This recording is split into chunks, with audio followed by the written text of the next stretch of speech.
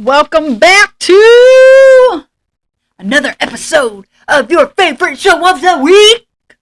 That was so dramatic and cringy. I just cringed myself. We're on number 8. Episode number 8. Not our lucky number. I don't know why.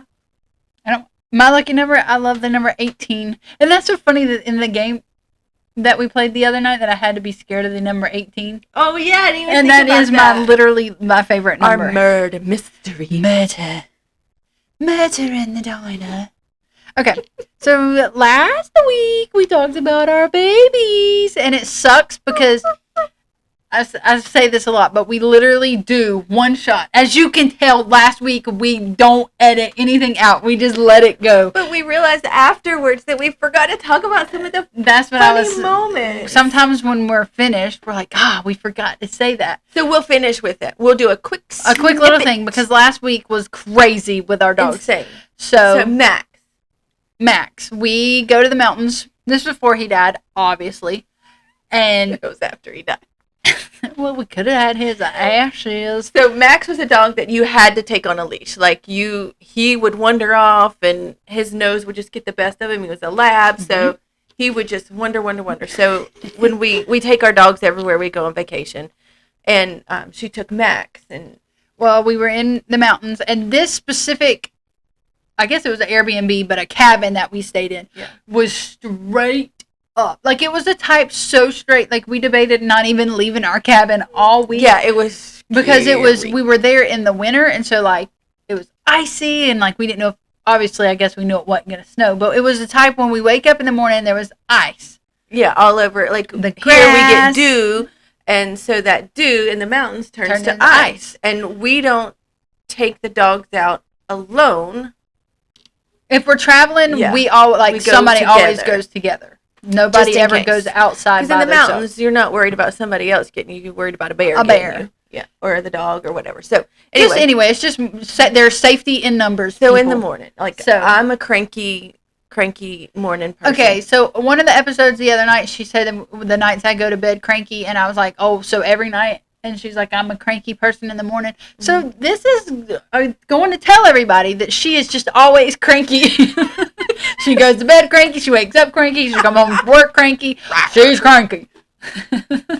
No, she's not. So anyway, we have to have him on a leash. Obviously, I was walking him on a leash. And we fell down the mountain.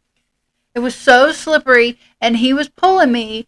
Well, he wasn't pulling me like trying to run away, but he pulled me enough to where it made me slip. And I was in my bedroom slippers. They ain't got grip on them, and I fell, and I was falling down the mountain. She was like on her belly, like falling backwards. She was going, whoa! I was going, I don't want to die. I'm too busy laughing at her to try to save her. But really, I literally just fell and slid. Like, she thought she was dying all the way down the mountain. After my meltdown ended, I was like, I barely moved. But I was like, but it was a steep old mountain, but I did not almost fall down the mountain. I just fell. So that was Max's story. So then Gatlin, obviously she's deaf. First time we took her to the beach, we didn't know. She was still a puppy. I mean, like a couple months old. We didn't know what to expect, if she would like the water, whatever, like the sand. Well, she freaking loved it. Like, I'm going to add these videos in here, too. I don't got one of Max falling, but I got Gatlin at her first time at the beach. And we did keep her on, like, a long leash. That was really before we knew that she could go by herself. And then keep in mind, as all this is going on, like, Scooby, like, literally likes to poop every inch. Oh, my gosh. Scooby, like, sometimes you go out to eat or whatever. People say, like, Hobby Lobby makes them poop and Target makes them poop. But, like, I don't do that. Like, I don't think that's true. But, like, Scooby, the sand is like Scooby's Hobby Lobby. Like, she hit her little toes, get up in that sand. Okay, this is gross. So why are we talking about this? But because the chaos of what's going on. Anyway. So Scooby's, like, pooping everywhere. And so Gatlin, I've got, like, a 50-foot leash. When I first got her, my dad bought me a couple things. That was nice that he got me some things that would, like, help me train her and let her know that she could have freedom on, like, this really long leash. So we had that screwed into the sand, and she is just going to town, running around. Well, I had let her off of it because at that time I was still training her to, I guess I was instilling in her, I trust you, you come with me. And so she would get breaks off of her leash, and she took off running, and you can't call her because she's deaf. I mean, she was still months old, like literally. I hadn't had her long, and she'd take off running. And I'm standing there. Not that I didn't know what to do, but I can't run as fast as her, one, and I'm not going to yell at a deaf dog running down the beach. So I'm just standing there. Well, Hobby Lobby Pooper Pants over here. Tell them what you did. I'm like, She we've already freaks established that out. I make everything a little bit more dramatic than what it is.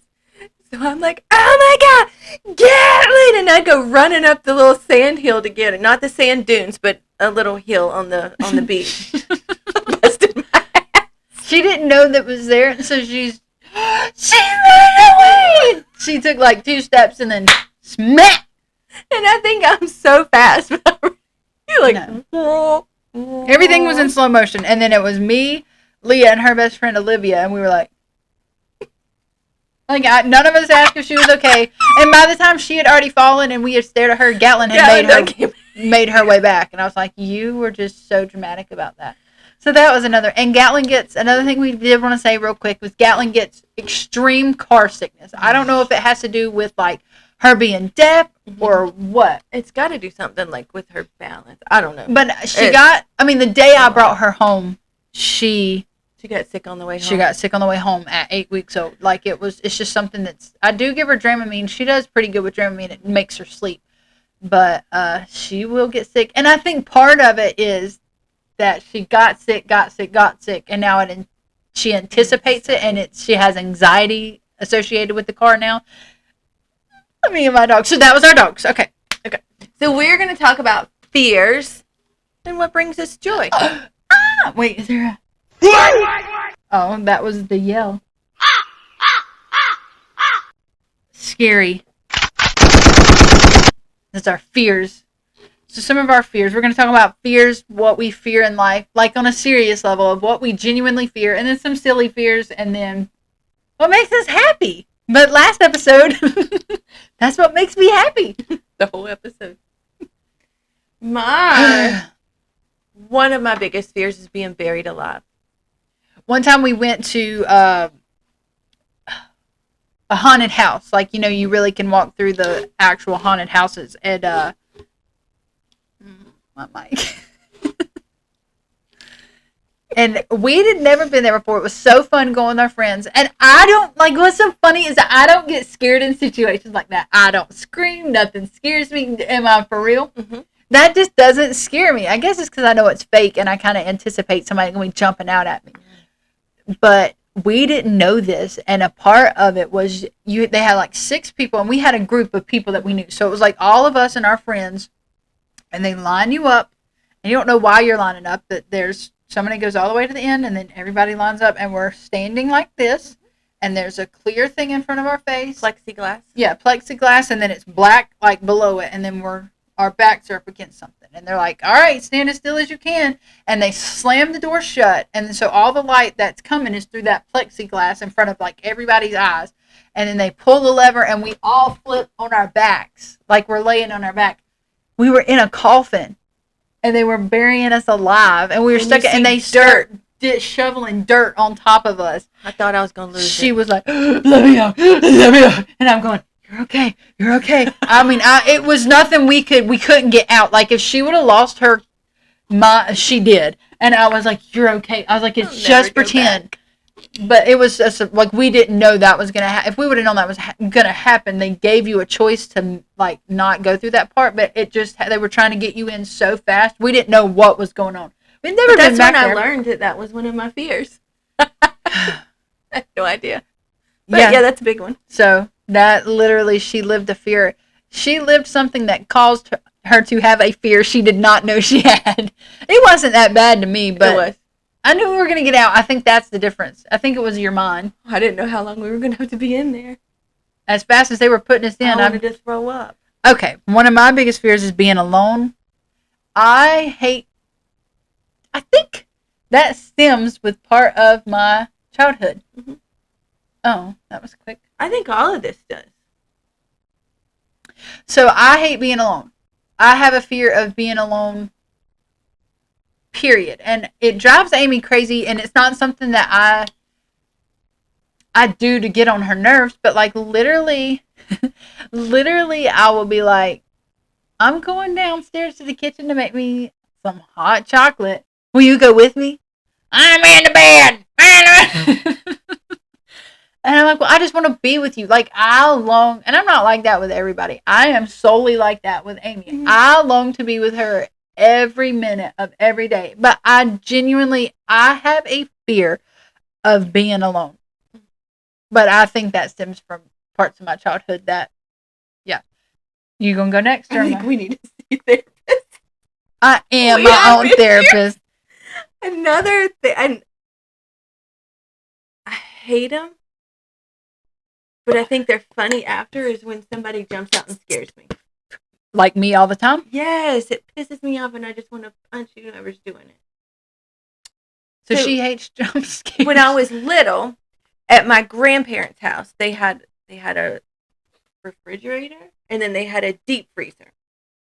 And so my aunt, you had to go from the den through the kitchen where the freezer and the refrigerator are, and go down a hallway to get to the bedrooms. So my aunt would hide in between the deep freezer and the refrigerator. And she would say, Amy, come here, I want to show you something. I fell for it every time. Every time. And she would jump out and scare me. And so now, I think because of that, thank you, ma'am, for the trauma. I just... And now I like to jump scare people, but she does it all the freaking time. And Amy is the worst person that, like, she sucks at scaring people. Sucks. She'll be like, I can see her standing there. She's like, bah! Does that scare you? She knows what I'm thinking that I'm getting ready to scare. And she's the worst. And I'm pretty good. I've scared her a couple of good times, but I don't do it much anymore. What's something else of my fear? Not being... No. We got notes, guys, today. We didn't want to lose track. Like, we forgot to talk about some things at the dog. I know, and we get talking, and our podcasts are so long. So not being good enough is... Our fears are so different. Jump scared. But I used to have those. Like, I used to have the fears you do. And I don't know if it comes with age. Not being good enough. Yeah. And I hate that for you because you're wonderful. Thank you. I have a fear of not being good enough, and I think that stems from my childhood. Hey, lay back and count to 10 and watch. Look, y'all pod listeners, y'all got us in our own therapy session over here. Y'all the therapists that don't talk back. Did you just say therapist? Therapist. Not being good enough is a fear of mine. In anything I do, in my work ethic and cook. Did I say it wrong? You said work ethic. Work ethic. I can't say that word.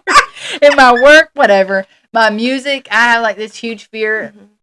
You are your worst enemy. And I will write a song, I will finish a song, I will post a song, and then after I hear, I go off, this is horrible.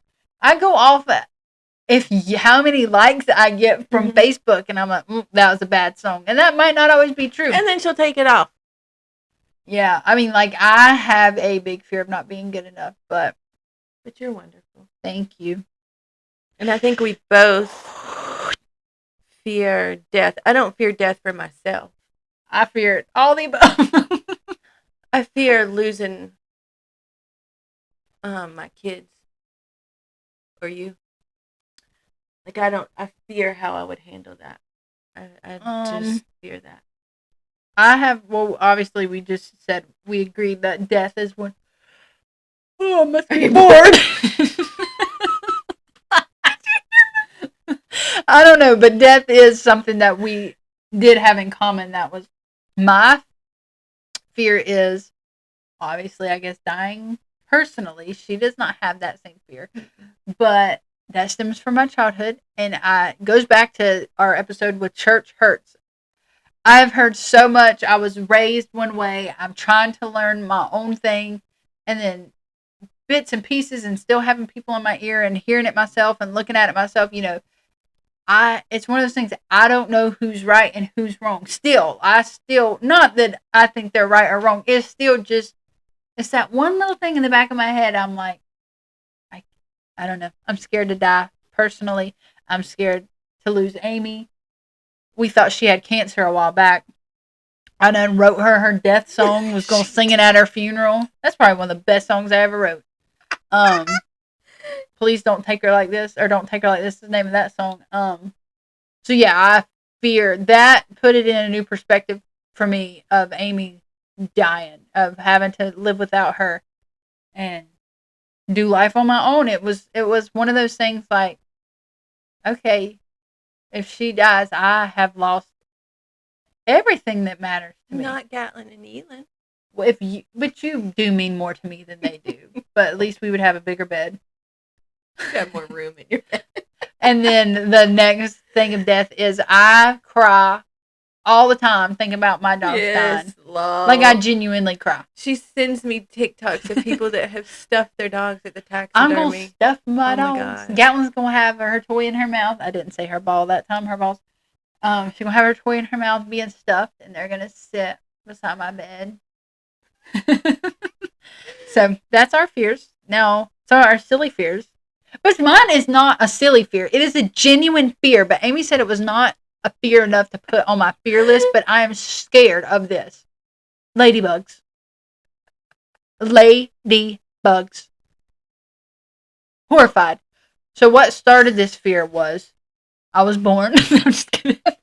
No, where we grew up. I don't even know if it was like, was it like summer going into winter in the colder seasons? I don't know whenever ladybug season is. It was horrible, but they would, I don't know a word to say. They would equivalent inside. Makes up word. I think they're real. They would like equivalent inside. It is a real word. Okay. They would get on our ceiling and they would cover every room in the house and they would bundle. I don't know if y'all can see the corners or not, but they would get in the corners and we would have to vacuum our ceiling and like our lamps that have like the thing, they would get in there and we'd have to vacuum suck that out. Well, so that started my fear because they would be in my hair and on the ceiling and in my bed at night, and I would open my sheets and there would be ladybugs in my bed. But it really started. I need therapy. It really started when one time I was drinking my Dr. Pepper, a canned Dr. Pepper, and I drank it. And Amy says she ain't never smelled a dead ladybug before. But we haven't experienced ladybugs like that since we've lived together. But there was ladybugs in my drink. And I didn't know it. It was a can, so I couldn't see inside of it. Well, when I drank it, they got stuck to the roof of my mouth. I'm sorry. And it wasn't like I drank it and swallowed them. They crawled to the top of, like, they got stuck up there. I don't know how. On those little ridges. You can see that. And then they died. And that smell they give, I could taste that. And I was like, and I have had a fear of ladybugs since that.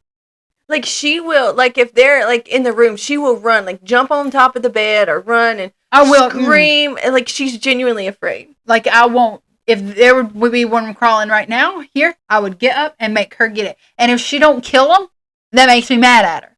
It's got to live. And I'm like, no, it's got to die. Ladybug, free the ladybug. I mean, the kids I keep, well, not anytime recent, but there has been times we've been outside. And there's been ladybugs where we've been playing, flying around. I will make the kids get them. And Ellie's so confused of why I'm scared of ladybugs. And I'm like, Ellie, just please move it, stomp on it, shoo it away. So that is a serious fear of mine. Yeah, Amy made me put it on my silly fears. But it's not silly. No, I don't like mice. I don't like any bug. For that I don't matter. like fleas and ticks. Not ticks. I don't care about ticks. Fleas and lice. Mice, lice, and fleas. I'm not afraid of them like they're going to get me. Maybe a mouse, yeah. Y'all, so one Christmas, we tell y'all we buy an ornament every year to put on our Christmas tree. So at the old house, we got our Christmas tree out. It was Christmas. We were so ready to decorate. It was an expensive Christmas tree. It was one of those big ones with just the right amount of snow that looked like on it. Well, when we were pulling it out, I said, Amy, it looks like mice have eaten through this box. Why does she make me sound like that? Because you wake up grumpy and you go to bed grumpy. And I was like, well, it looks like they've eaten it, whatever. So we opened it, didn't really see any. I think there was some mouse poop in there, but nothing ran out. And so she's like, well, let's just set it up. And hang on, I got to make sure our audio is still recording. Okay. And I was like, okay, we'll set it up. So we started setting it up. Well, I started setting it up. She was too scared to touch it. She was making me set it up. What if a mouse would like fly out at me like in that Christmas movie? Like the squirrel did? Yes! That's what I was afraid was going to happen. Christmas vacation. Yeah.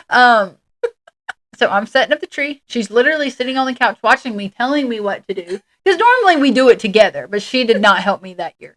Just with the tree. And I'm like, Amy, I think there's been mice living in this. And no, set it up.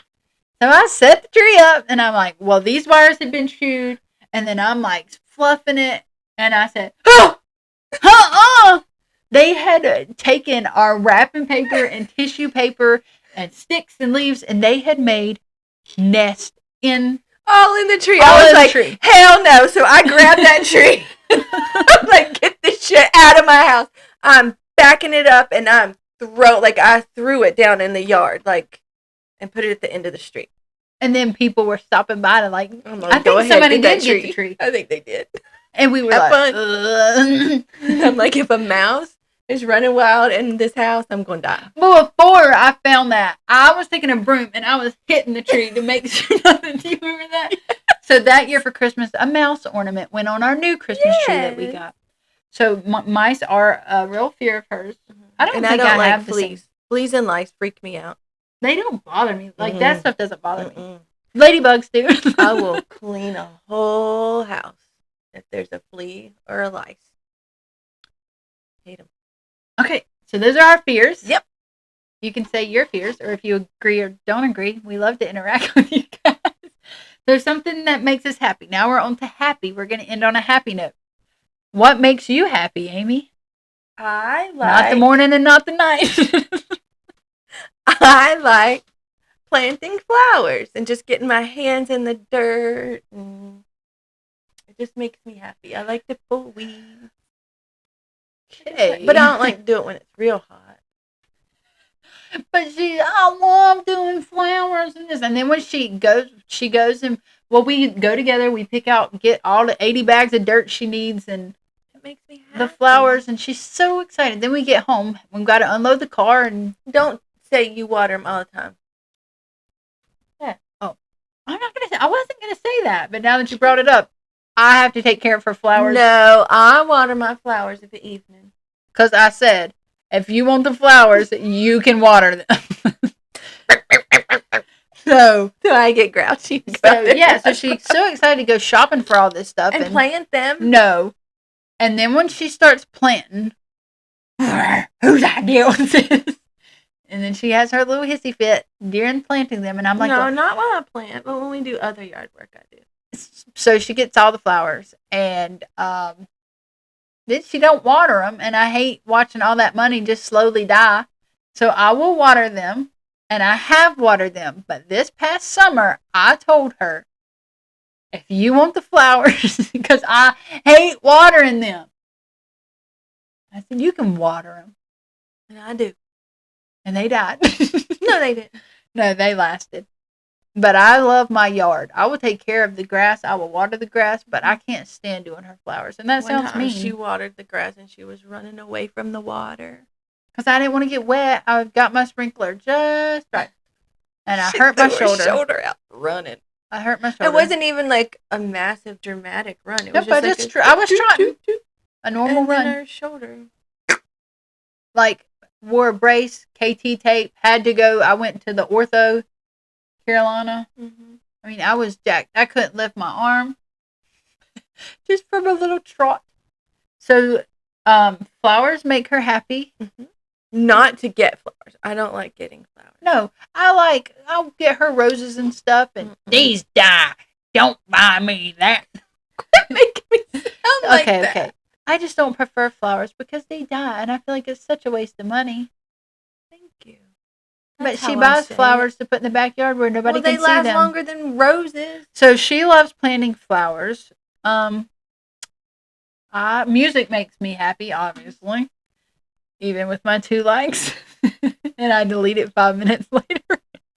But music, I put my heart and soul into my music. She does. That's how I communicate. That's how I tell my most hurt, and that's how I tell you I love you, but music. Which is, I think, a given for me. And I like it when my family's happy. Okay, you can't hear that. I like it when my family's happy. If you can't hear it in your headphones, you can't hear it. Family. All right, try again. Happy family. She loves when her family's happy. Yeah.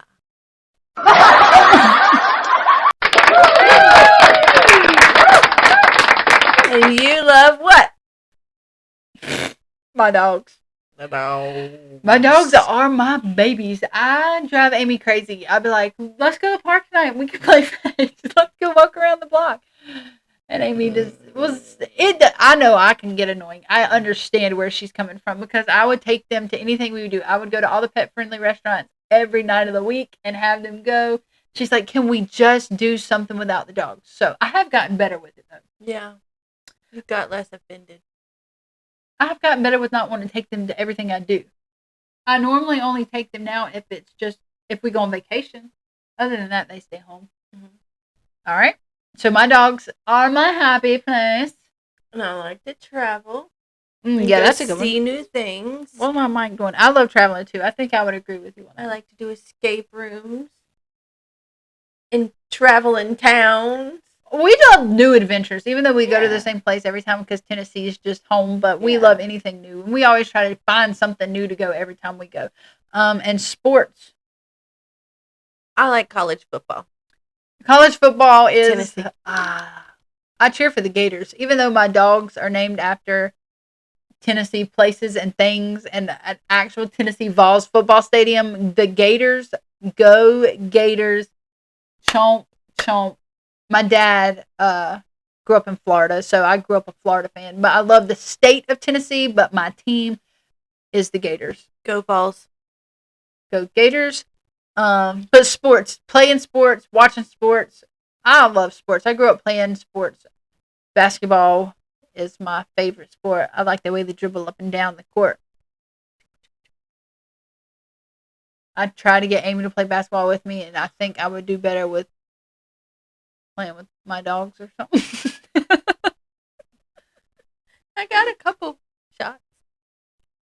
But, so sports makes me happy. Traveling is the thing together that makes us both happy. Mm-hmm. And then we love this. Our podcast, when we were writing down these things, I told Amy, I was like, I have really had great joy out of even just making them with her. Just getting to sit here and just relive and talk. Because, I mean, we're talking to a camera. It's not, like, I know we're talking to you when you watch it and listen, but, like, right now it's just us really having conversations together. And I think I've enjoyed that. I'm, like, such a romantic, I hold on to the small things and hold on to every word. And this was a little, she took the dog for a walk and she found this on the road and she thought, well, I think Amy will like that. It's a little it was just a random thing. I got to bring you something back to say I thought about you. And then a seashell. I think that was a seashell from the first time we had ever gone to the beach together. There's a couple more seashells up there. That Will You Be My Valentine? I got Leah a Valentine present last year. But the thing I got her said, Will You Be My Valentine? And I broke it off. And so when I set Leah to the side, I put that with Amy's. But I'm very sentimental. Yes. Very. She would probably keep the turd from one of the dogs. I wouldn't. But I'm sentimental with stuff with Amy. I hold on to everything, every last word, every note, every picture. I listen intently to what she's saying and what she wants. And I don't pay attention. No, I don't. She don't. I don't pay attention. I'm horrible with that. But this podcast has truly brought me joy. Just getting to spend the time with Amy. Yep. Even if she's grouchy. No, she is not this grouchy like I do make her sound. She is a good sport. And she works hard. Thanks. So do you. But ladybugs scare me. But that's our fears, tears, and happiness. Tell us what yours are. Interact with us. We're begging you. We're begging you. Oh. We're not. If you want to. It's just fun reading y'all's comments. The church hurt that we posted, I enjoyed reading what everybody had to say. Yeah, their own personal journey, yeah. encouraging us, and that was great. Mm-hmm. It was nice to have feedback like that. Thank you for your support. Yep. Thank you for listening. We have thoroughly enjoyed this. I mean, think we have more than 2 listeners now. Well, a couple Maybe people have 4. said they're our biggest fans. We got fans. Y'all want autographs? We'll have a meet and greet. Yeah. A meet and greet. And y'all can meet our dogs. That would be so fun. They would be excited. Neelan would be scared, and Gatlin would be excited. Gatlin loves new people and everything. Scooby wouldn't attend. Neither would Cora. It would just be my 2 dogs. Mm-hmm. But Neelan, if Neelan likes you, he's just really scared. He's not mean. He's just real timid. And new environments and loud and stuff really scare him. Walking like a frog. He does a frog walk. I don't think I have a video of that, so I can't post that in. But thanks for joining in to episode 8. Not our lucky number. But Bye. Signing out. Living outside the closet. Where I'm not Amy. I am. Adios, amigos.